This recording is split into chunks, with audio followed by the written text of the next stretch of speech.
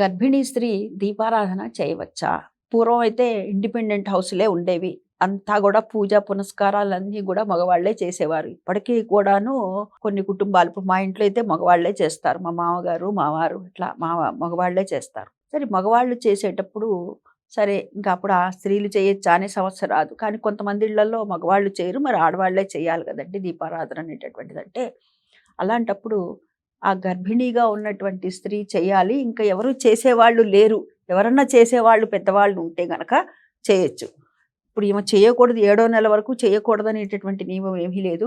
6 నెలల 15 రోజుల వరకు కూడాను శుభ్రంగా నిరాక్షేపణగా 7 నెలల దాకా దగ్గర దగ్గర చేసుకోవచ్చు. అయితే ఎందుకు చెప్పారు చేయొద్దని అనంటే, ఈ అమ్మాయి దీపారాధన చేయాలి అని అన్నారనుకోండి, ఎట్లయినా గర్భిణీతో ఉన్నటువంటి వాళ్ళు కొంచెం ఆలస్యంగా లేస్తారు. ఏ 4కో, 5కో లేవరు. ఏ 6కో, 7కో లేస్తారు.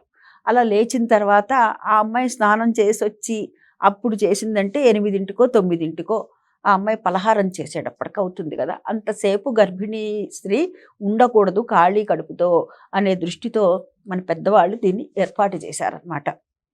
లేదండి నేను ఉదయాన్నే లేస్తాను, చక్కగా స్నానం చేసి దీపారాధన ఒకటి చేసుకొని ఆ తర్వాత నేను పలహారం తింటానంటే తప్పైతే ఏమీ లేదు, చేసుకోవచ్చు. అయితే దీపారాధన ఇంట్లో పెద్దవాళ్ళు ఎవరన్నా చేసేటటువంటి పరిస్థితి ఉంటే గనక నిరాక్షేపణగా వాళ్ళు చేస్తారు కాబట్టి మీరు నమస్కారం చేసుకోవచ్చు.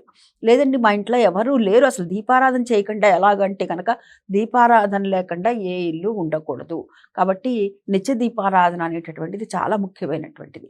కాబట్టి మీరు దీపారాధన నిరాక్షేపణగా చేసుకోవచ్చు.